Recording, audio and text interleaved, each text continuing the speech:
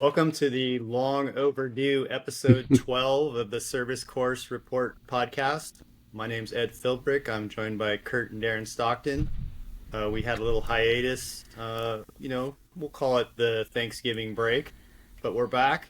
Today we're doing a little bit more of a free-form conversation, but just a reminder that we're on Spotify with video, YouTube with video and audio. It depends on how you like it. We're also on Apple Podcasts and Amazon Podcasts for audio only. So what's up? What have you guys been up to in the last month since we chatted? Oh man, there's been like a respectable amount going on. I would say one cool thing that Kurt and I did is we had a family function up in Napomo, and we were able to take advantage and go ride that Pismo Preserve that you had ridden, Ed, and talked about on the previous pod. And I gotta further what you said is that whole riding area is really fantastic. It's literally about 1 minute off the 101. You just pull over, nice big parking lot, just like you said. There's a pay app. You can park $5, basically gets you all day. And Kurt and I went and rode our gravel bikes up there, and it was pretty super. The trails were really well built, some fun little berms and stuff, but it wasn't so rocky or breaking bumped out that you couldn't totally get away with it on a gravel bike, which is what Kurt and I did. So I really had a fun time doing that. What do you think, KS? Yeah, well, I would say other than that, the one thing that has happened since we last recorded, obviously, is that I stopped shaving. Um, but yeah, that was what I call very gravel bike friendly single track.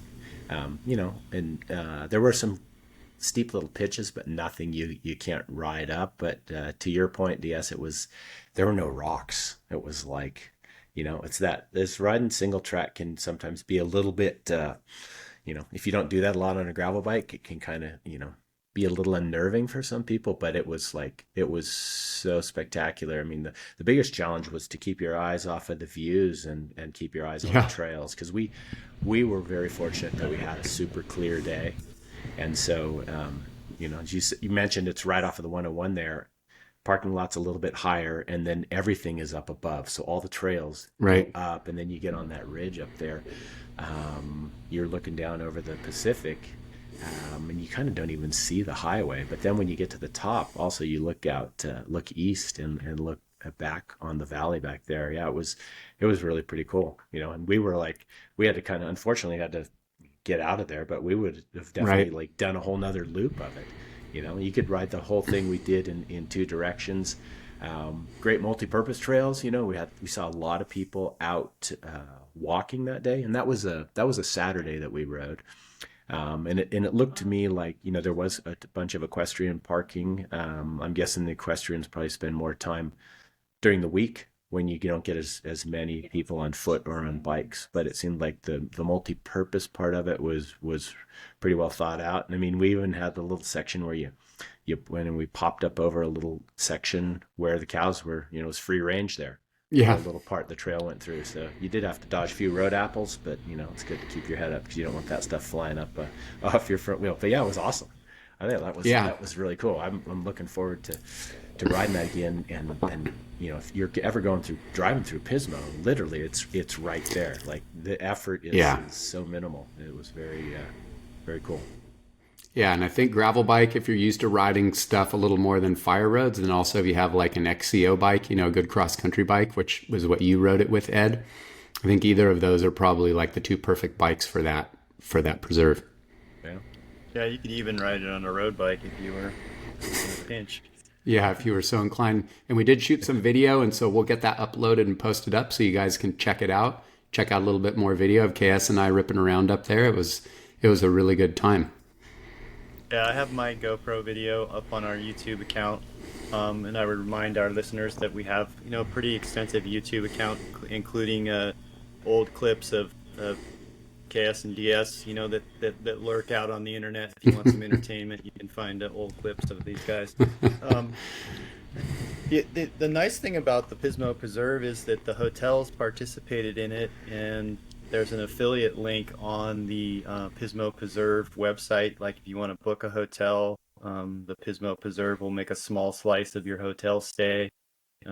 if you book through the Pismo Preserve website, which is kind of a clever cooperative relationship between the businesses and the preserve.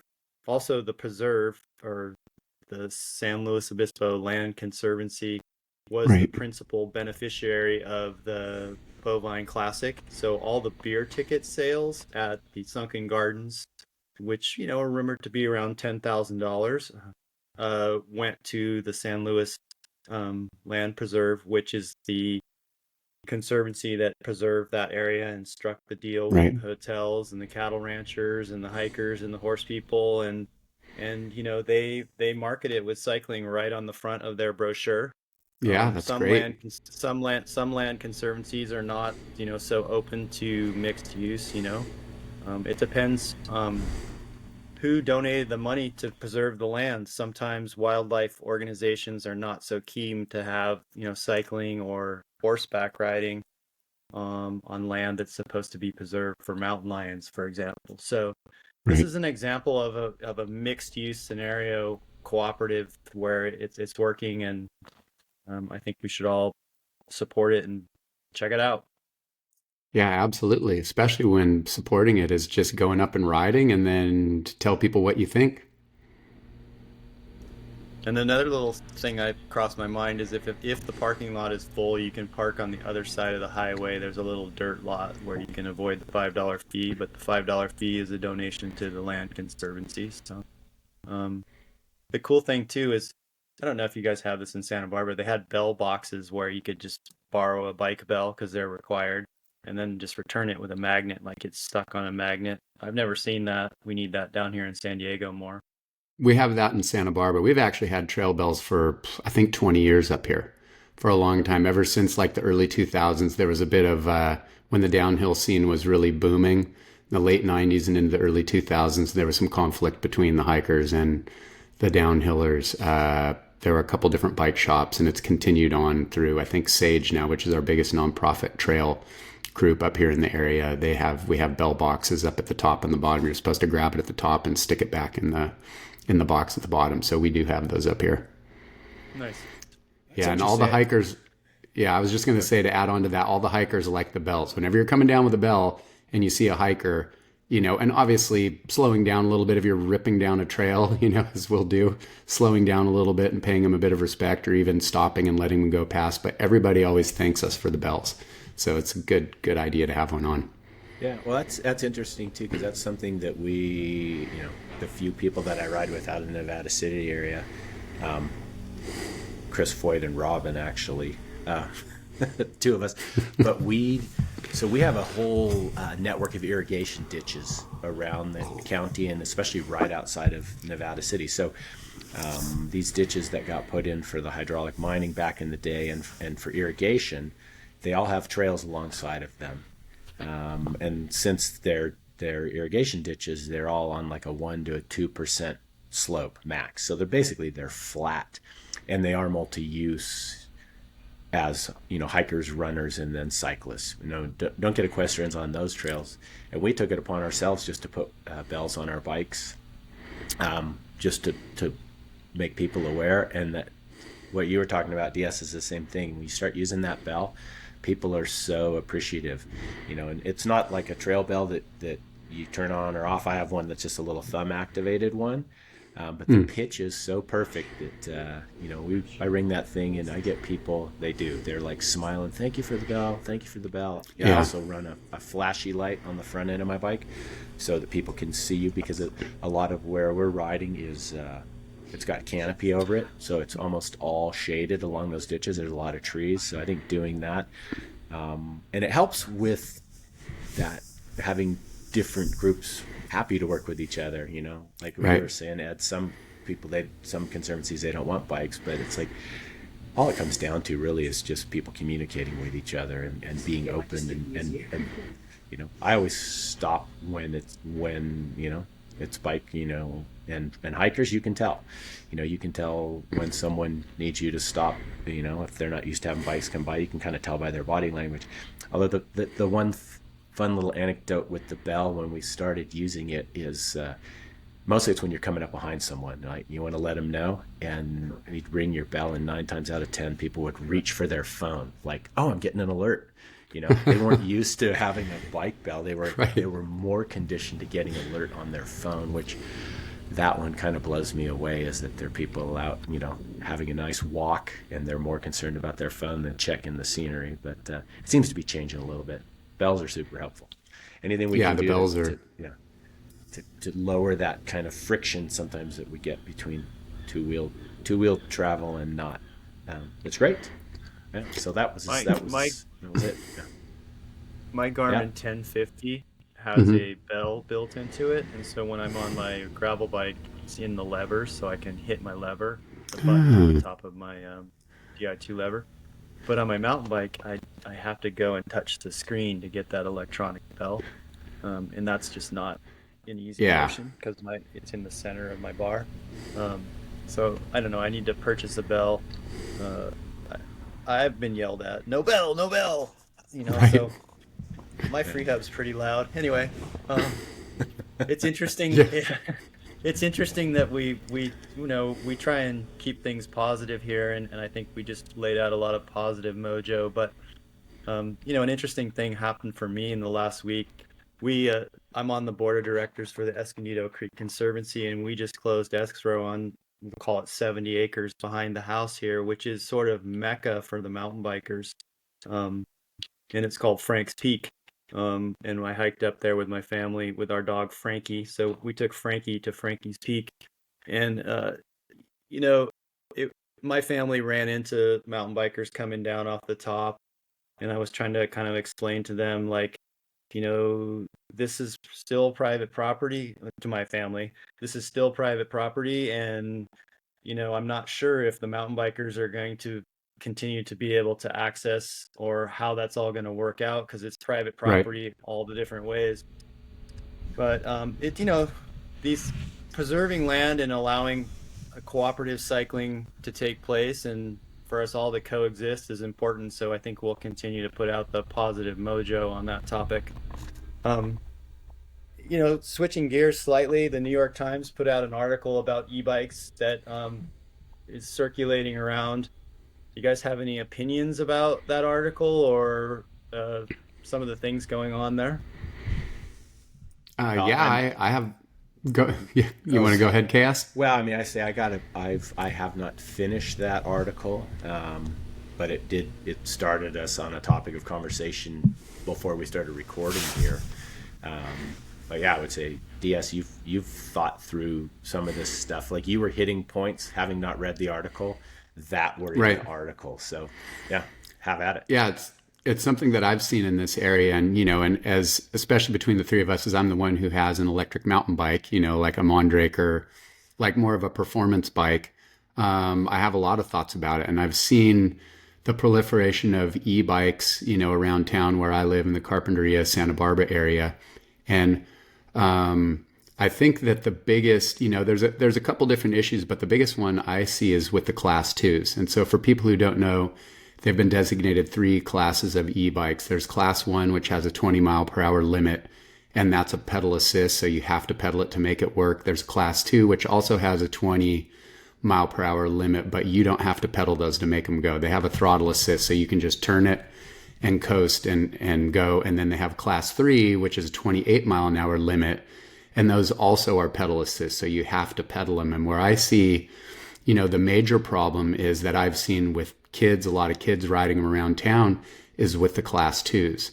And the class twos, I feel from what I've seen, as soon as you don't have to use the pedals, whether you have a motor assist or not, if you don't have to use pedals to make the bike go, in my eyes, that's not a bicycle anymore. It's not an e-bike. And when I see kids riding on those, when they can just twist the throttle and they're kind of like hanging out on the side and they're looking at their phone, those are people that I've seen. I've seen almost accidents. I've come up on accidents where kids have hit cars. And from you guys telling me that was a big topic in the New York Times article, talking about, injuries and even fatalities, not only for the people on the bikes, but pedestrians getting hit. And so I think back to when I was, a kid, And, a teenager, which I don't really see them anymore, but they used to have, whatever you want to call it, a vehicle called a moped. And my best friend JT, his older brother Steve, had one, and we would use that. And a moped was something that it actually had pedals on it. They were usually a little 50cc 2-stroke engine, and you had to use the pedals to kind of get it up and going. But then once it was going, you could just use the throttle and ride it. So it was basically just a little 50cc, motorcycle. And back the then, irony about those, yeah, the irony about those was the bike shops were selling those open air bicycles. Was a principal moped dealer in Santa Barbara, and the brands were interesting. Motocon, French brand, and Poosh. Yeah, Poosh. Yeah. Poosh, So however you it's pronounce interesting. it. Yeah. It was interesting. I just divert you just slightly. It's Yeah. interesting that the bike. I think there were moped stores as well, but the bike stores were principal retailers of those. So some of this confusion dates back to that period of time in a way. Um, I forgot what I was going to say, but mopeds were huge. Like Right. they were everywhere. Anyway, continue on with what you were saying. Yeah, no, that's a good point, and I'd forgot that open air carried those. Well, I just think the main thing is that in order to ride a moped, you had to have your driver's permit. So you had to be, within at our age, 15 and a half in order to be able to use a moped. And so I feel like class 2 e-bikes shouldn't really fall under regulation of bicycles. They should be called like an e-ped or something and fall under the same distinction that mopeds used to, which is you've got to be 15 and a half, you've got to have a learner's permit in order to operate one. And, normally the e-bike argument that I see, where safety comes into place is normally, let's say in order to ride a bike, up a hill or get yourself into a position where something bad could happen if you went screaming down a hill or got your speed up, normally you had to ride it enough that you had to be good enough to get up the hill. And so along that learning process, you would learn some skills and basic things. And when we were kids, it seemed like everybody rode a bike around. But these days, if you could just go out and just not have any cycling experience and hop on something that all of a sudden you're going 20 miles an hour without having to pedal or really think about it, you don't understand speeds and how to adjust for it. And I mean, anybody knows you don't think 20 miles an hour is that fast. But if you were driving in your car and hit something at 20 miles an hour that was fixed, it would be catastrophe. Your airbag would go off. You'd be thrown up against the front, could get injured. And so I think that the regulation does need to change on those and take those class 2s and turn them into a different designation. Yeah, the Surons, the little mini Oh yeah. motorcycles, those things are brutal. I start to see their impact on the trail because there's like these burnout ruts, like where like someone digs a trough like this because clearly they were running the throttle, and it makes these little like troughs. Oh yeah. The Surons bring another level. They're huge around here, and the Rangers can't chase them down because they're so Right. fast. And I think the Suron to me looks like an incredible machine. Is there anything better as far as a riding experience? It looks Yeah. incredible, but it's I don't know, the wheelie culture of Surons. Like we had a huge conflict on TikTok where some adults got into a shoving match here with a group of Surons, patrolling. Yeah. The conflict has gotten pretty intense. San Marcos, where I live, just passed an ordinance. They're the second city in San Diego County to pass an ordinance. No one under 12 is allowed on an e-bike, and That's they good. are not allowed. I believe I'd have to verify this. A second rider, although I still see the second rider, and then you're not allowed to be on the sidewalk. I always assumed we were never allowed on the sidewalk anyway on a Right. bicycle, but there are posted signs here in the town center of the commercial district. I think they're emphasizing in the commercial zones they can't be on the sidewalk. And then a friend messaged me and he said, "Hey, I just saw the sheriff pull over a pack of 15 e-bikers that were zooming across the lanes." So, maybe the sheriff's going to start enforcing things. I think one of the things is you can have all these laws and rules, but no one's enforcing it. So, Right. anyway, Yeah, I think those are all valid points. And the Surons, which for people who don't know, is basically just a motorcycle that's powered by electricity and not gas. it would be like the same as my little Honda 150 trail bike I have, but actually they're way faster and way more performance driven. And so just because that has an electric motor, it allows people to go without detection because you don't hear it like you would a normal, a normal gas motor. But those shouldn't be allowed, anywhere on like a normal cycling trail. If a dirt bike's not allowed on it, then a Sur-Ron shouldn't be allowed on it, in my opinion. Yeah, and I was just thinking, go ahead. Oh, is Sur-Ron a brand? Yes. Yeah. Okay, it's a brand. In the New York Times article, there's a picture of a Sur-Ron with a kid on the back. Yeah. Is that the image right at the very start of the article? Yeah. Yeah. I saw a kid. That was so funny. You mentioned the wheelie culture. I finished a ride yesterday in Truckee. I'm up in Tahoe right now, and we got done and just went into the garage. We're barely in there, and we saw a kid came by doing a wheelie right down in front of the house, just down the middle of the road, and then he turned right onto the next street, didn't even look through. Like, how can you tell there's not a car coming? It was like, yeah. I mean, there is that little feeling of invincibility when you're younger, but from our experience, I can tell. Well, a car wins 10 times out of 10 when you're on a two-wheeler. Yeah, but also, a cool thing about all this is, and we can debate the skills that these kids are developing, is that you guys were incredible bike racers and ultimately downhill racers, both of you, because you grew up balancing on two wheels right off of training wheels, right? Yeah. You guys have incredible balance skills because of motorcycles, because of bicycles. And kids that were on scooters in the skate park, all of a sudden in the 2000s, right. Scooters were a thing, and we're like, oh, we're not going to develop skateboarders anymore because kids are on these dumb little scooters. Right. Like, these kids are going to develop crazy skills, and they're just living their life like we used to live it, So I think it's really important. Like, we're not, we were these kids. Absolutely. Yeah, we were those kids, but I still didn't take my YZ80 and just rip it around town in traffic. Maybe a few late nights I snuck out with JT and we went riding on Mountain Drive in the dark. But other than those, few times, it was pretty much known if you were going to go ride that bike, you had to find a proper place. And that's the whole point. I mean, I've had a great, not only grew up, as you mentioned, us riding dirt bikes and then working as a trainer in motocross. I'm not at all against motorcycles. I love them. I think they're great. Getting out on dirt bikes and riding is super fun. I mean, it's some of the most fun I had as a kid. And even as an adult, when I still go out and ride on have my little trail 150, I just think, man, that thing is so much fun. But I don't start it up and just go ripping around the neighborhood, not looking at traffic and zinging through. That's just that's a safety issue.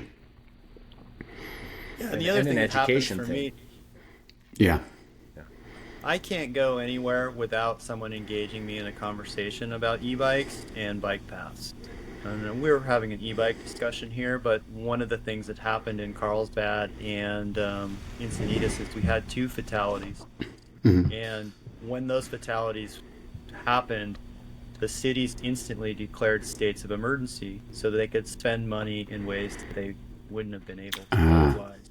And they put up, more green paint, more green designated lanes, more plastic bollards, whatever the proper pronunciation of that probably French word is. And, they made these designated spaces, and then everyone wants to debate those, like, where can I ride? How's my car going to pull over in traffic? And then some of them had like these asphalt berms. The city of Vista spent millions of dollars putting those in and then voted to take them out because it became a firebrand topic of, well, how am I supposed to pull my car out of traffic if I'm in an auto like repair scenario? How am I supposed to pull over? So it's a complex issue. Right. Yeah, one that I'm sure we'll continue to hear about into the future. But maybe at least getting the dialogue going and have people recognizing it is always the first step. It's always unfortunate that someone has to get hurt for the dialogue really to go, right? I mean, that's the main crux of that NYT article was accidents, and a doctor in Marin County, like, seeing all these accidents happening with the proliferation of e-bikes that weren't around before that e-bike thing happened, and he noticed, if I'm remembering correctly, that there was no designation between an acoustic bicycle crash and an electric bicycle crash, and then they started to break that out, and that's where he saw you know, a big difference, because no one was separating those, and then once the data is there, it's like, okay. I mean, and I mean, sadly, people have to get hurt. Young children are getting hurt, and pedestrians that are out minding their own business. Um, I mean, pedestrians and cars has always been a thing. I mean, it is a hot button topic too. I think that you're talking about, Ed. It's like, oh, okay, yeah. And sometimes it takes away from other things, but it has been an issue for a while, and it will be interesting to see how it all works out. People, Yeah. oh, we don't want more We've had regulation, but we've had two Good. fatalities on bike paths here in San Diego in the last 6 months, and then both Really? gentlemen died.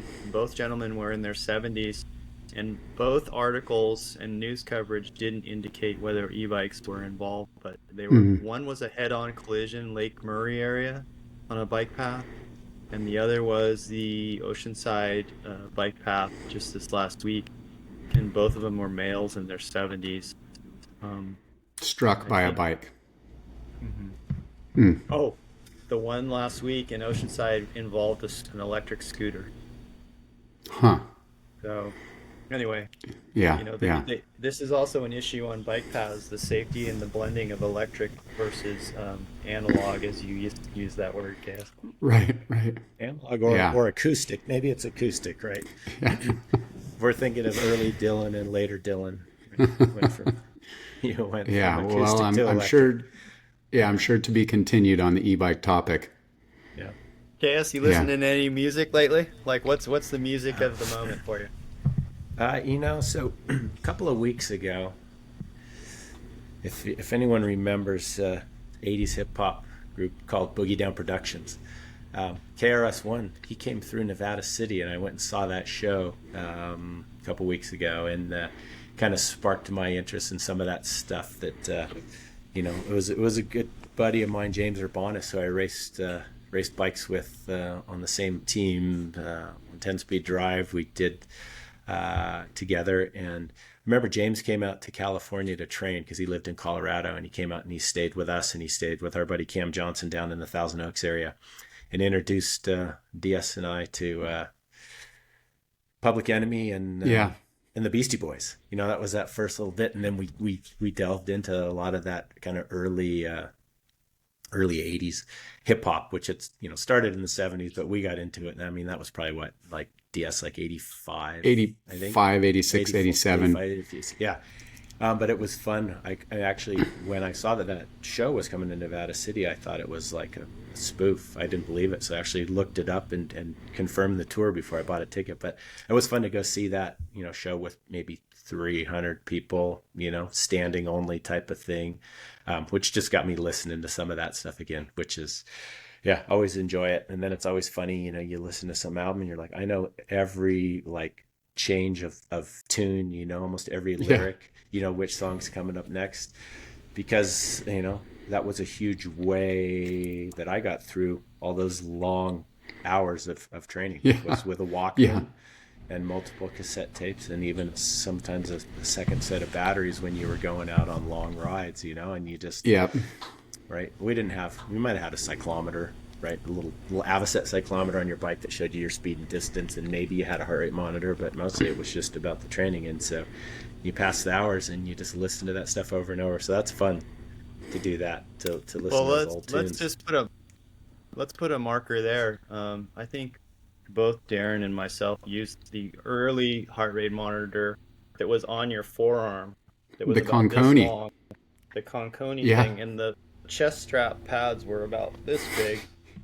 So I think all of us go back pretty far in technology. And KS, I remember you having a pretty lucrative year or something like that, and you bought a Walkman that was like wireless, and it had like it this the headphones went to a battery pack that sat here, and then it went down to like it still had a cord with a battery that was transmitting to another battery. You remember Yeah. that Walkman that you had that had like it was like early cordless. Yeah, it was that was I think I bought that thing when I went and raced the worlds in '90 in Japan because you couldn't find it Ah, in the US. I had heard about that and I was like, okay, was always a little bit of a tech geek and I had to have that thing. And I may actually still have it now that you mentioned it. It never really worked that well, right? Because it wasn't Oh, like it was before Bluetooth, like that connection. right. I do, it's interesting you bring that one up because I remember riding like through certain places, maybe even over by Lake Casitas in different spots, and I would start picking up weird radio signals through that thing and different sounds, Ah, and I'm like, is there like some kind of military installation in the side of the mountain here? right. What's going on? But I did get that. I even had a very early Discman, but ultimately it was the Yep. Sony. The Sony Sports Walkman was the Walkman of choice. That remember that yellow one? It was Yep. yep. supposedly it was like waterproof. Yeah. It would even The you had rubber to button sometimes covers. depressurize it. It had a big O-ring around it. But Yeah. one of the best things about that particular Walkman was that the headset, right? It had basically like little earbuds. Where mine too far, but the piece over the top was just a thin piece of stainless, so it fit underneath your helmet Yeah. perfectly. Like Yep. you didn't even know that it was on. This was before earbuds, and maybe the other one I had, but yeah, I mean we just listened to a ton of tunes. That was how it got through training, and that was yeah. I mean, that When I, tech and the heart rate monitor tech, because James was the guy that got us into the heart rate monitor.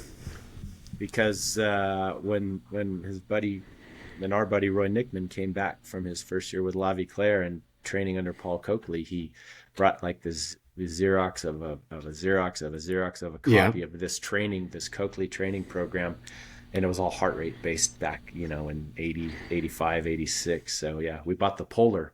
Remember the Polar heart rate Yep. monitor? That was the You first one. you you put a Well, little the piece second. of yeah, little piece of foam pipe insulation around your handlebar and like try to cinch that thing Yeah. down, and it would always slip. Doing that, yeah. I even remember, and then I'll spare you the details, but taking a cyclometer mount and grinding the top of it off because the cyclometer slid in and kind of clicked in. And I remember grinding that flat and shoe gooing my Polar monitor to the Avocet mount so Yeah. it would Nice. actually stay put versus doing the wristband with the foam. But yeah, I guess we were adopters of that early tech just out of necessity. And Well, I the have cool to thing look back. Yeah, I might have the Coakley Xerox of a Xerox of a Xerox somewhere still as well. So that'd be fun to share. that would be cool to see that. But Urbanus was he thought differently about music. He probably still does. Um, because he brought around a lot of music that honestly was a little 80s revolting, like ABC, um, sort of Oh, disco-y yeah. type things. Like he had a different switch on music. Like we came up in guitar culture, and then Urbanus showed up. Like, no, you got to listen to this like disco-y weird stuff again. Right. Like Right. Yeah, I still have those CDs. They're part of my yeah, CD grotto, as we like to call it. Yeah. I wanted to say one funny thing about the whole Walkman discussion is a couple of things. One, when we were riding a lot, I think you made it about a season on a Walkman. And I remember when they would break and you would open it up and looking at the inside of it, there were so many moving parts. I'm just amazed that they even last as long as it did. Little thin wires that flexed and went back and forth and all this stuff. And I actually saved when I got the Walkman Killer, which was the first iPod I got back in 2001, I think when they came out. I did still have my last sports Walkman, and I just saved it and have it in a box and even pull it out and show it to my daughter one time. I feel like that's kind of like the equivalent for cyclists today of like we used to walk uphill in the snow both ways to school. It's like, dude, we used to if you wanted music, it was like one and a half of your three pockets. You had your Walkman, you had a couple cassettes, we would try and find the cassette tapes that were really long ones so you could load a bunch of music on it and, have enough time when you're out there riding. So yeah, it would take up like one and a half pockets just for music out on the rides.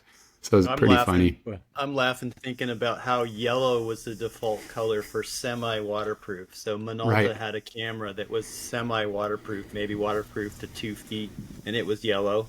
And I mean, where does that come from? Submarines? Like, Yeah, why did probably. Sony have a yellow Walkman? But anyway, Maybe yellow is what you can see when you're out in the water, probably the best, something like that, Something, yeah. submarines. Yeah. Yeah, Well, yeah. and we did, to your point, yes, we would take our CDs and then record them onto a Right. cassette, so you could get multiple albums. Because I was never fond of buying cassette tapes. I'd always make my own cassettes off of vinyl and then off of CDs, Right. because you could get an album on each side, or if you got that Maxell 120, you could get like two and a half albums. Yeah. But then the tape was super thin, so you had to be careful with the auto reverse, because those tapes were more fragile. Right. Yeah. Right. The Yeah. funniest story about auto reverse cast, I'm going to tell a story of yours, is that Oh yes. the auto reverse sometimes would start to malfunction, and you'd be riding along and you're like jamming your tunes, right? Got whatever song set up for some intervals, and then it would flip and go the other way, and you're reaching back and trying to find the auto reverse button. And I remember, Kurt, you had one of those that was like kept auto reversing and auto reversing. And you finally told me the story how you were in between the two climbs of Casitas one day and it kept auto reversing and you finally just had it. So I remember you explaining how you like sat up kind of calmly, opened up your Walkman, pulled out your rechargeable batteries, closed it up, unplugged your headphones, and then just took that thing and just wham, just threw it against the ground and just smashed it. And then Yeah. picked it up and then smashed it again and took off riding. And the funny thing about that is that there were some yellow parts on the side of the second climb of Casitas if you're doing it the traditional way for a while. I think one of them even got spray painted over when they came and did did the paint stripes on the side. Yes. So, yeah. I remember that very well, and I do remember seeing that piece of yellow plastic on the edge of the road for months. I mean, or maybe Yep. even an entire season. Yeah, just like, yeah. So, Yeah, yes, some shrapnel. I may have left a little litter on the side of the road back in the The late 80s. or early 90s. Yeah. Yeah. Yeah. Eventually, it got cleaned up. Yes. Yep. so it's an interesting time of year. It's sort of the off season for pro cycling, but I noticed in the new modern media age, these media companies, Cycling News, Escape Collective, all the podcasts, they have to keep the news going. And also these pro teams, they're playing the media cycle as well. They're going to roll out their Right. new sponsors, their new signings. They're going to time the market. Everyone has so much media training nowadays, and everyone is such a pro. So one of the big news, is that we have a new American pro cycling team rolling out their pro designation. So if you're not familiar with UCI, you have the World Tour, Pro, and then Continental. Is that correct, KS? It was at some point. I just like to say, like, Okay. level one, level two, level three, which is World Tour. Yeah, it used to be Pro, Continental, and Continental. I'm not sure of the exact designation, but yes, they're in the middle tier, which are like a lot of the French teams that get invites to the tour, because they're French teams and they're not World Tour teams that get the automatic invites, and the financial obligations are a lot less for a team like that, but you can still get invites to bigger events. So Hincapie's new team with Lance lurking in the background. I'm sorry, I'm sure Lance lurks in the background. I'm probably not supposed to say that, but I'm sure he does. Um, First Amendment, say mod, whatever you want. Modern Adventure Pro Cycling. They're pro, so those riders have guaranteed 2-year contracts. I'm sure on the contract duration, but there is, I believe, a minimum salary Okay. requirement for the I think riders. they all, I heard they signed 2-year contracts. I think all of them except for maybe one, and that they are the minimum contract amount, you know. Yeah, So that bank guarantees were made and contracts were signed allegedly. I yeah. I think mean, even seven of the go ahead. good. I think I was going to five or say seven of the even. riders come from. All good. Finish your thought, Ed. Yeah. Oh, I think 5 or 7 of the riders come from.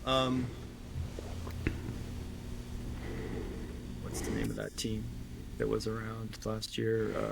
Shoot, I'm trying to blank. That they come from the top American team. So, Hmm. um, Echelon, Project Echelon. Hmm. So you got Sam Boardman, Scott McGill, you got 4 or 5 riders coming from that team. So it kind of changes the landscape. It's a shift of where the riders are going to be next year and the events that they're doing. I mean, it Right. appears to me that it is definitely a development team. I mean, you can say what you want, but if you don't have the money to really get the infrastructure in place, and I do believe the Hinjabis have had some infrastructure in place because they've had teams that were run domestically, and when Thomas Craven was running that program, he was running racing over there in Europe. But I'm sure there's a Girona connection. But it still takes a lot of money to get everything in place, and all the vehicles and the people and the lodging, and yeah. So it'll be interesting to see money wise, how it all how it all plays out. It kind of seems to me like it's a build it and they will come type of Hmm. plan that's going on there. I mean, I don't say that with any knowledge, but I mean just looking at it. I don't know like what the net worth of that company is. So I think there may be a little, as you talked about earlier, there might be a little dark money in there somehow. But that's merely speculation based on relationships and history. Yeah, and Yeah. Modern Adventure is a travel company, so we need to probably pull up their website and study their revenue. They are a company Hmm. that does, exotic, fancy adventure travel, so maybe they're trying to build a brand there. Well, I'd read about this in the press that this team was coming out, but I'll admit that I really haven't looked at the details too much. And what I'll say next is with respect to like cyclists who are getting a contract and team personnel who love cycling and are looking for a job, but it's hard. But I really don't have any time or space for the whole group of U.S. Postal American riders who doped and never made any amends for it.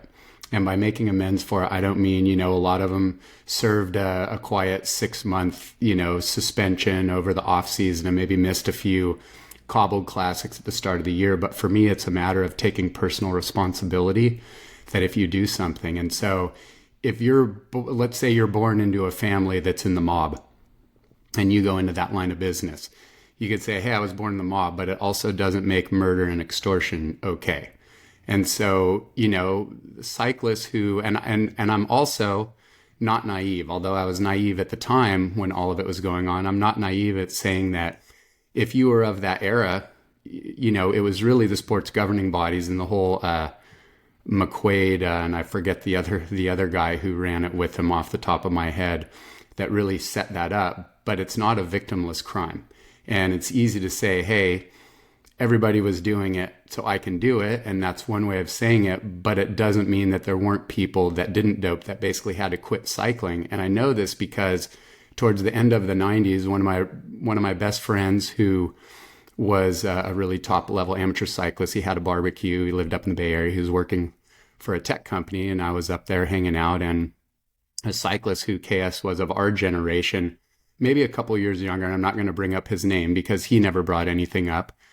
But he was an American and he was racing. He had gone through all the steps. He was more of an all-arounder climber, and he was at the barbecue.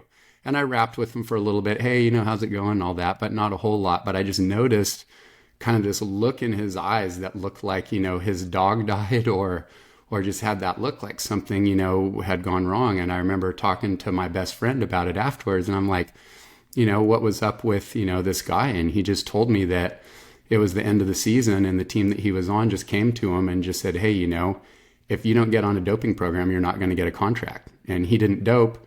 And that was the end of his cycling career. And so I think for all these athletes, and this includes, guys who you watch on the tour like Christian Vandeveld, I'm not saying that they didn't have a decision to make, but to make that decision and never come out afterwards for the next generation of cyclists and say, we made these decisions, but there were also negative impacts to people. I just don't have any time for them. And, might not be a popular opinion with some people, but that's my opinion. And I think if you're being touted as fostering the next generation of cyclists, I don't think having somebody, at the top of it who's, refuses to accept responsibility for their actions and how it could have hurt people is just a positive image going forward. So I don't know if that means I'm just don't really care ever about it, but I would have loved to have seen all of those guys who were on postal and admitted they testified and came out and they served their short bans, a lot of them. But if they would have come out and said, hey, you know what? There were a lot of negative consequences to this. So we're all going to take just a little bit of all this money we made, because let's be honest, it came down to money. If you didn't dope, you were either not going to get a contract, you were going to make a little bit of money and probably go out through the bottom end of cycling. And if you doped, then you could make a lot of money and get the publicity and have a TV commentator job. Take a little bit of that money you earned off your decision to dope and put it into a fund that would educate and help foster juniors coming along. You can say what you want about Floyd and all of his, how he handled his tour positive test and everything that he did after that. But at the end of the day, he did end up with about $750,000 in his pocket after his whole whistleblower lawsuit, and he didn't keep it. He put it into a cycling team and sponsored them and didn't take that money. But I didn't see any of the other guys ever really owning their decisions. Well, what an honest take that you're presenting, and it's an important topic. It's so easily brushed over. We're kind of in an era of a lot of cyclists just don't care about the doping time. They don't understand it. They see Dr. Peter Attia interviewing Lance, and Lance going, "Yeah, I rode the Madone and da da da da, and my watts per kilogram was 6.8, and and they're like, wow, Lance was a stud, and I don't know. It's just we're in a different era, and I think it's important to continue this conversation. I think there's some really good souls on this team. I don't know what to think about Alex House. He's one of the directors. He's a smart cat and an interesting character. And some of the riders, Sam Boardman is a tried and true American pro, probably a clean rider, and we're in a different era, and there's some good guys on that team that I like seeing getting a contract. Absolutely. But it's important to continue this conversation and not brush over it. We grew up in an era where, Eddie Merckx was probably doping. I don't think Lamond was doing too much, but, Lamond has been, quite a champion for clean riding. But, I can remember when Scott Speaks tested positive, and, you and I, and we'd all just finished racing with him at Super Week and being tortured by him, and he tested positive. So Steve Speaks. Steve Speaks. Steve Speaks. Yeah. No, just to clarify for people so they can look it up. Yeah, but you're correct. And I'm not going to say, people might say, oh, it's a naive opinion, right? Because everybody was doing it, and that's the way that the sport was set up. And I even, over time, and I want to say this to give the opposite viewpoint, when all of this had come out, 10, 15 years ago now, and people would ask me about it, and I actually had an argument that defended, in a way, the people that made the decision to dope. And I'll say two things about that is, let's say you're in high school and you decide you want to be a doctor, a medical doctor, right? You want to be whatever, family doctor. You're like, this is my dream. I want to take care of people. So you go out, you go to medical school, which is going to be 6 to 8 years. You got a ton of debt. You come out, you set up your office. You're like, man, this is my dream, right?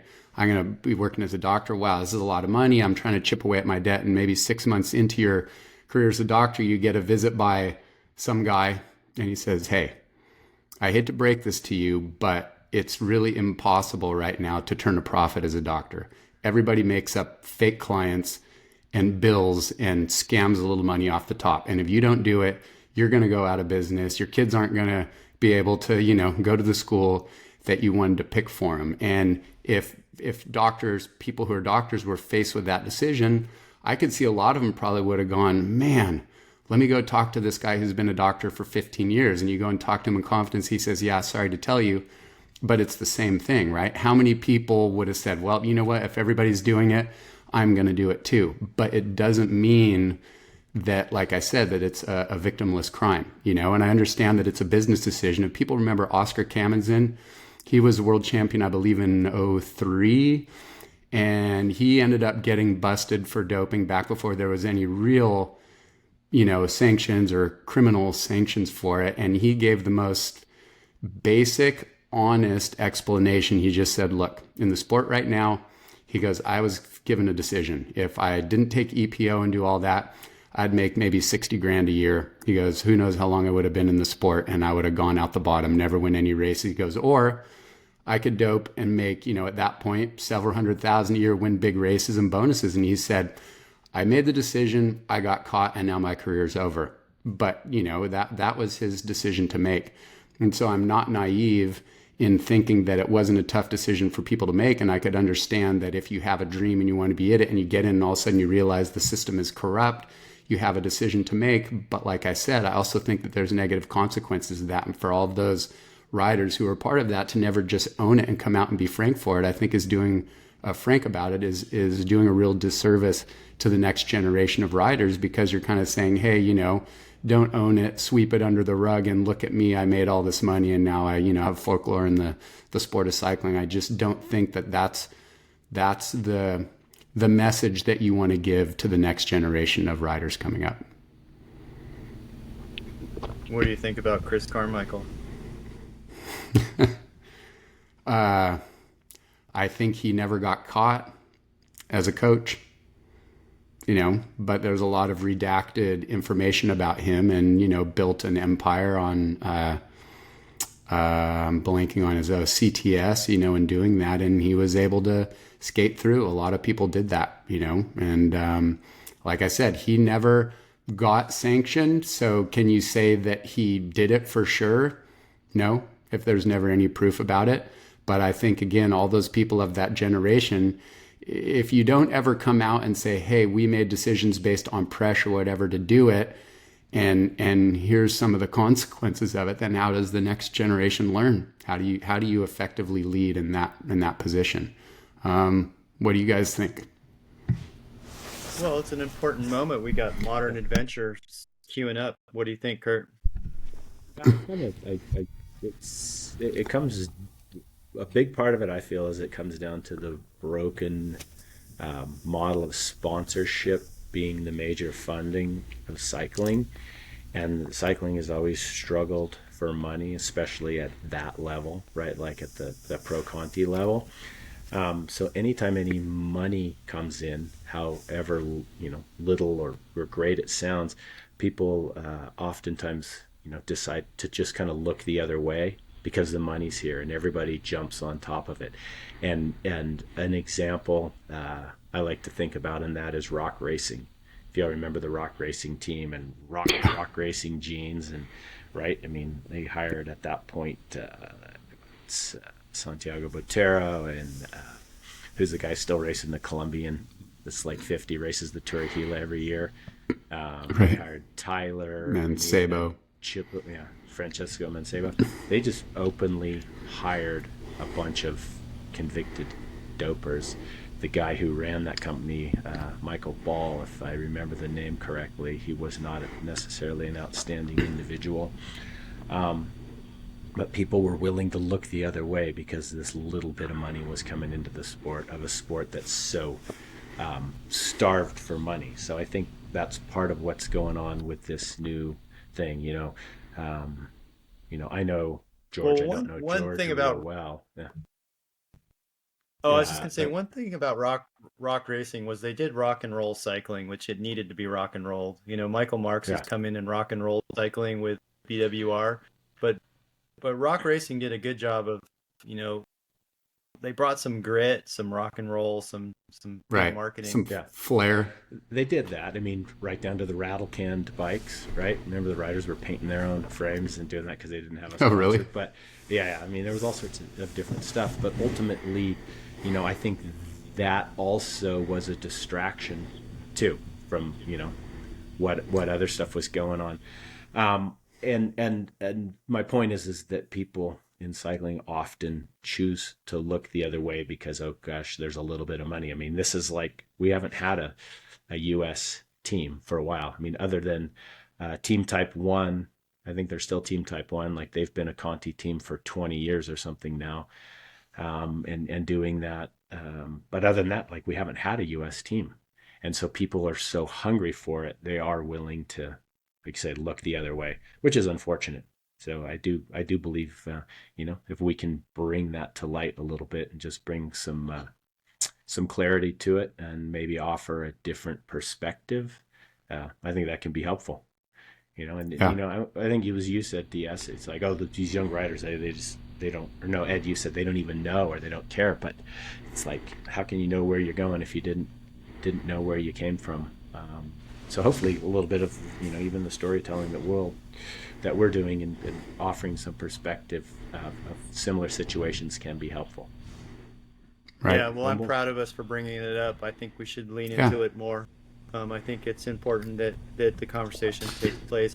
It's fun to look at their sponsors. They're going to ride those Equi pedals, which is, Ah, will be interesting to watch them with those. That's the yeah. proprietary shoe and pedal system. It's a lot like us telling our time Yeah. shoe and pedal story.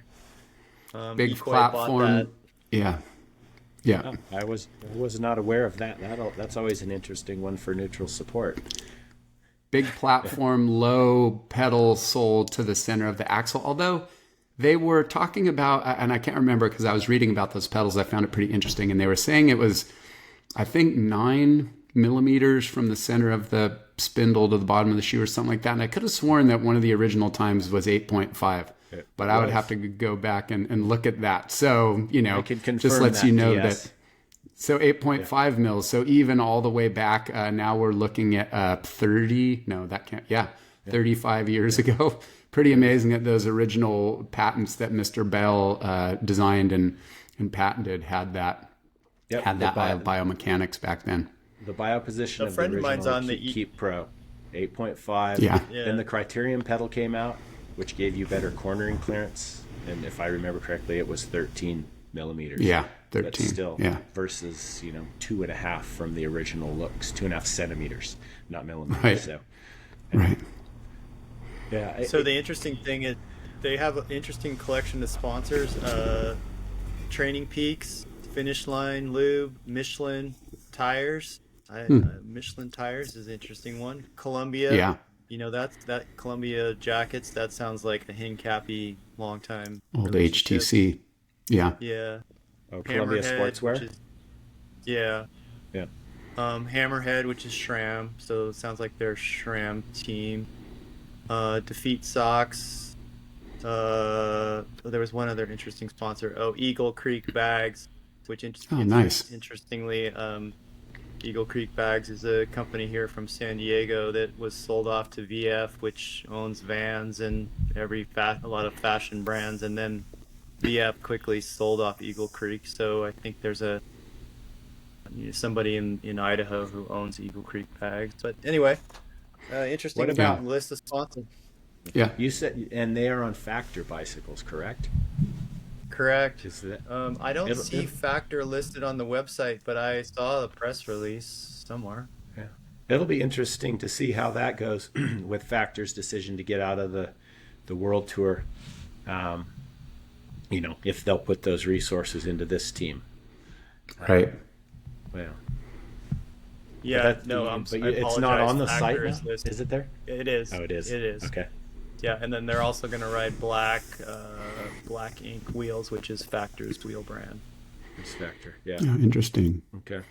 Well, yeah, we'll have to watch the progress. And good luck to all the racers who are, trying to make it as pros, which, Kurt, I mean, you and I can understand that, right? You get a contract and you're doing everything you can to race and hopefully work your way up the ladder. So we're giving, good positivity to all those racers to follow their dreams, and the people, support personnel, soigneurs, mechanics, all that, who have a dream of working in pro cycling and want to follow that. I just want to make clear that my opinions on the principles doesn't say that those people shouldn't be chasing their dreams either. So good luck to all of them and much success. So DS, I know you need to run, and we need to wrap up. But there's one hot topic that you can join in or drop off on, Yes. and that is that Keegan Swenson is rumored to be moving to Specialized, and everyone's favorite topic is gravel. So I thought maybe we would rap about that for just a second. But DS, you want to drop off or join in that participation? Yeah, I mean, I don't know. I guess whenever you have somebody that's absolutely crushing it and isn't on Although you could argue that Pawn probably has as much money, as anybody, which owns, Santa Cruz and all these other brands. But you would like to see somebody like Keegan battling it out, against, Matt Beers on Specialized. But when I brought this up to you, Ed, you made a lot of good points about why it made sense, for him to go over there. And ultimately, if you're Keegan, man, that guy is so amazing. I think grab your contract, take the money, help develop the bikes, do all of that. I think if you're an athlete and you supplant yourself up at pretty much the top of your sport, dude, big offers should come along. It is kind of amazing that they got outbid, that Specialized was able to outbid Pawn. But I think you could probably talk a little bit more to it, Ed, about why some of the reasons it really just makes sense from a personal standpoint and who the other teammates are for Keegan on that program. Oops, excuse me. Yes, is Sorry. recovering from Yeah, bronchitis something or other. He's some got bronchitis. figured it. What were you gonna say, Kurt? I was going to say, DS, you've done a great job sound like you were going to crack a couple times and start into a coughing fit, and you haven't. So Had a few close ones. hopefully I'm going to the the doctor bronchitis in is about getting better. Yeah, going to the doc in about 3 hours to get this cleared up, hopefully. yeah, yeah. Well, It's so what do you guys think about I the think Keegan to that Specialized? I think that there's, which we've spoken about off camera, but I think there's a lot more than just a big paycheck.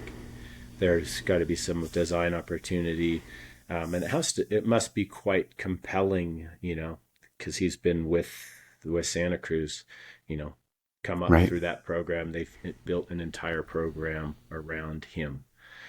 Specialized has done, year after year. They've built, what we would call it like a mini program within the behemoth that is Specialized around certain riders. But it feels like that entire Santa Cruz hit squad probably wouldn't exist without Keegan. So, that it could affect a lot of other riders, right? There's other riders on that team as well. They've got, 4 rider roster, 2 men, 2 women, support staff. It'll be interesting to see if that program, if indeed Keegan does go to Specialize, if that program continues to operate at the level it has operated at without the best gravel rider in the world on that team. Time right. will tell. Yeah, yeah. But I Yeah, mean, more power to him. And I think that to the point you're making also, it's like the amount of time you have at the top level of the game, like for a guy like that, is so limited as far as like the entire time span of your life that, yeah, you got to be able to take advantage of it, because you never know when that burnout can happen. I mean, yeah. slowly over time. It can happen with a snap of the fingers. Um, you can have a collision with an e-bike out on a training ride. Who knows? So, yeah. Well, I think we already started to see chinks in his armor. Like he didn't race well at Cape Epic. He, dug super deep to win at Sea Otter, so deep that he, projectile vomited at the finish line to beat Matt Beers. Um, I think, and he didn't win the Grand Prix this year, so Right. we're seeing, chinks in his armor. There was a year when he rode the Worlds for the U.S. road team in Yeah. Australia, and at that point, I would say, to be honest, I'm going to call that his peak. Right around those years, I'd say he's already slightly peaking.